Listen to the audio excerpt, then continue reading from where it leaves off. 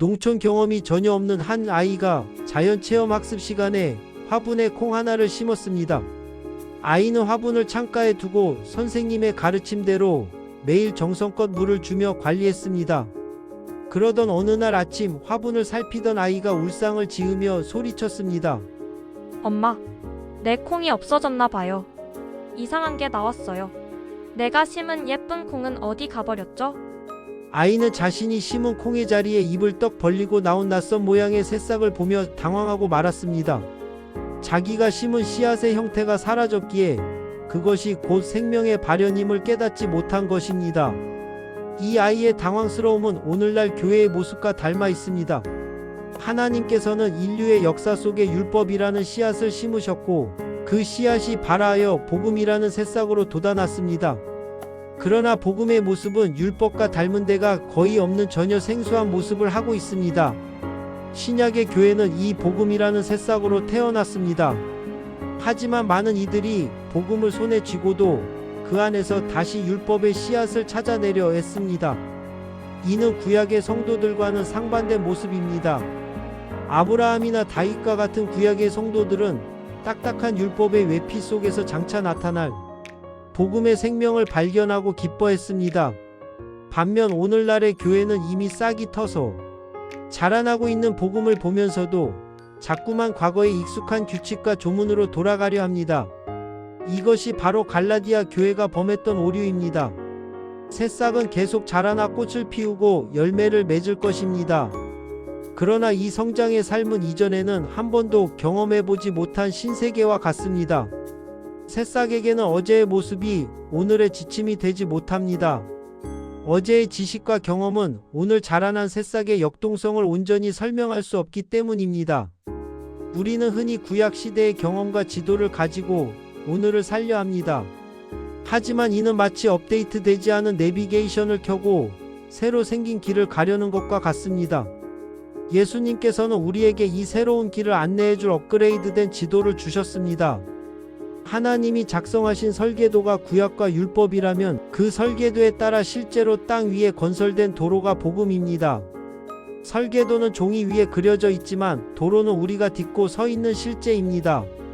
만약 도로가 완공되었음에도 여전히 설계도만 붙들고 길을 찾는다면 그 여정은 답답하고 짜증스러울 수밖에 없습니다. 율법대로 건설된 새 길인 복음을 이제는 직접 밟고 나아가야 합니다. 우리는 흔히 내 이웃을 내 몸과 같이 사랑하라는 가르침이나 산상수훈을 더욱 까다롭고 지키기 어려운 새로운 숙제로 받아들입니다. 그래서 이를 악물고 지켜보려는 부류와 적당히 타협하여 빠져나가는 부류로 나뉘곤 합니다. 여기서 인간의 의지로 노력하는 이들이 흔히 믿음 좋은 사람이라는 평가를 받기도 합니다. 그러나 이는 신약을 여전히 구약처럼 살려는 오해에서 비롯됩니다. 로마서는 율법의 역할이 죄를 깨닫게 하는 데 있다고 선언합니다. 율법은 지켜서 구원을 얻으라고 주신 것이 아니라 인간의 한계를 깨닫고 그리스도께로 나아가게 하는 거울이자 인도자입니다. 예수님께서 산상수훈을 통해 음욕을 품는 자마다 간음하였다고 말씀하신 이유는 우리가 그것을 완벽히 지킬 수 있다고 보셨기 때문이 아닙니다. 오히려 너희는 스스로의 힘으로 이 의를 이룰 수 없다. 그러니 내가 온 것이며 나를 믿어야 한다는 사실을 일깨워 주기 위함입니다. 여전히 지키겠다는 각오를 다지는 것은 싹이 났음에도 씨앗의 껍질을 다시 뒤집어 쓰려는 행위와 같습니다. 새 계명은 지키라고 주신 무거운 짐이 아닙니다. 그것은 율법이라는 씨앗이 자라나 맺게 될 결실의 단계를 설명하신 것입니다. 예수님께서는 나는 포도나무요 너희는 가지니 가지가 줄기에 붙어 있으면 절로 과실을 맺는다고 하셨습니다. 우리는 줄기에 붙어 있으려 애쓰는 존재가 아닙니다. 구원을 받아 하나님의 자녀가 되었다는 것은 이미 줄기이신 예수님께 접붙여진 가지가 되었다는 뜻입니다. 가지가 줄기에 붙어 있으면 열매는 절로 맺힙니다. 성경은 우리가 주님의 몸과 같은 것이 아니라 주님의 몸 그 자체라고 말씀하십니다.